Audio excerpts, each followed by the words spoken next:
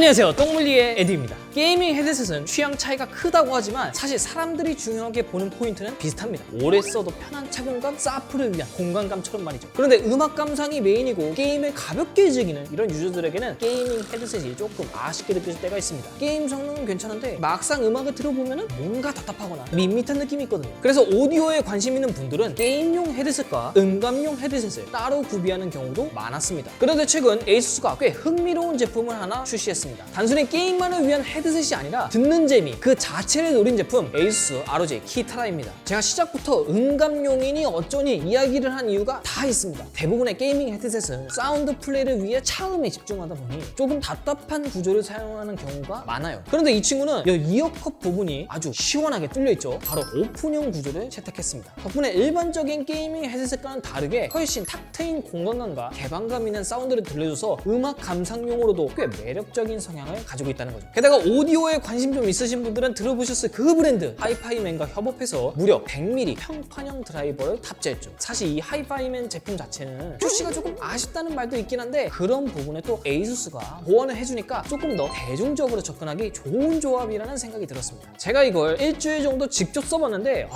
진짜 좀 놀랐어요. 특히 최근에 나온 포르자에서는 엔진음이나 노면 소음, 빗소리 같은 작고 디테일한 사운드들이 각각 따로 살아서 들리는 느낌이랄까? 단순히 소리만 화려한 게 아니라 진짜 듣는 재미가 있는 게이밍 헤드셋이라는 느낌이 들었습니다. 바로 구성품부터 살펴보면 일반적인 게이밍 헤드셋들과 다르게 상당히 알차게 들어있는 편입니다. 케이블만 해도 마이크 포함 버전과 비포함 버전 이렇게 두 가지가 제공되고요. 여기에 흔히 꼬다리 DAC라 불리는 C타입 DAC까지 기본으로 들어가 있습니다. 특히 이 브레이드 케이블에는 3.5, 6.3, 4.4 단자를 탈부착 가능해서 PC뿐만 아니라 게임기, 모바일 등 다양한 기기들과 호환해서 쓰기 정말 좋았어요. 그리고 제가 직접 써보면서 생각보다 체감이 컸던 부분이 하나 있었는데요. 3.5mm 단자로 PC에 직결하면 소리가 살짝은 작게 느껴지는데 이 꼬다리를 한번 써봤더니 출력이 확 올라가는 게 느껴졌어요. 전체적으로 소리에 힘이 부는 느낌이랄까? 따로 거치형 DAC를 쓰는 게 아니라면 이 친구만 쓰셔도 꽤 만족스러울 것 같습니다. 이어서 본품인 헤드셋을 보면 전체적으로는 차분하고 고급스러운 하이엔드 오디오 장비 느낌에 가깝습니다. 그런데 또 자세히 보면 ROG 특유의 그 게이밍 감성도 은은하게 살아있죠. 독특한 건 기존 게이밍 헤드셋들과 다르게 본체의 버튼이나 다이얼이 하나도 보이지 않고 마이크 케이블에 다 몰려있는데 그만큼 사운드 자체에 더 집중한 설계라는 느낌을 받았습니다. 이어컵 쪽은 ROG 로고 사이 안쪽으로 평판형 드라이버가 그대로 노출되어 있는데요. 오픈형 특성상 어쩔 수 없는 구조지만 이 제품은 오히려 그 구조 자체를 디자인 요소처럼 활용을 했습니다. 물론 이렇게 디자인도 중요하지만 막상 귀 눌리고 답답하면 오래 쓰는 것 자체가 스트레스잖아요. 그런 부분에서 이 키타라는 착용감에서도 꽤 신경을 쓴 느낌이었습니다. 귀와 머리처럼 직접 닿는 부분들은 패브릭과 가죽 소재로 마감을 했고 헤드밴드 자체도 유연한 편이라 착용했을 때 압박감이 꽤 적었어요. 처음엔 밴드 조절 폭이 엄청 넓은 편은 아니라서 살짝 걱정했는데 헤드셋 자체 크기가 여유로운 편이라 불편 없이 사용할 수 있었습니다. 여기서 재밌는 건 유선 헤드셋이라 당연히 가벼울 줄 알았거든요. 근데 생각보다 무게감은 꽤 있는 편이었습니다. 실제로 들어보면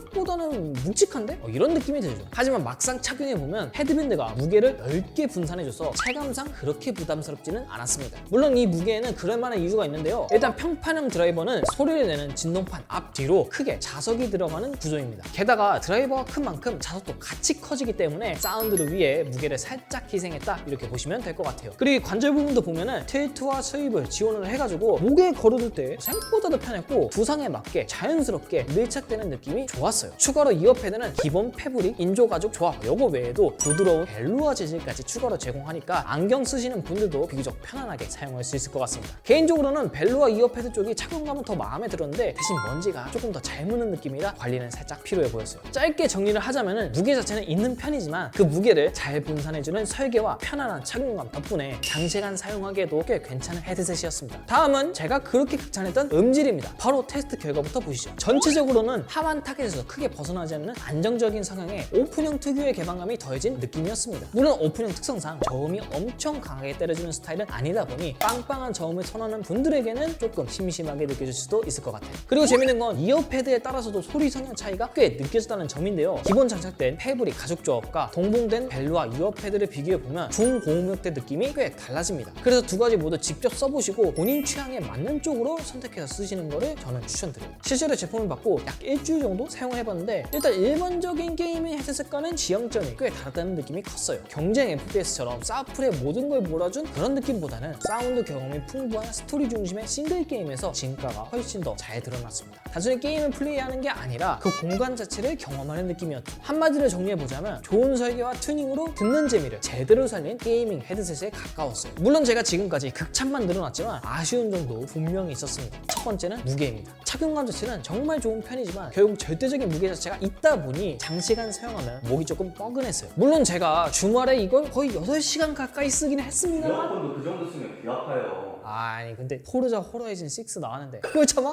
그리고 두 번째는 가격입니다. 차량의 기준 아직 국내에는 정식 출시되지 않았지만 해외 판매 가격 기준으로는 $299?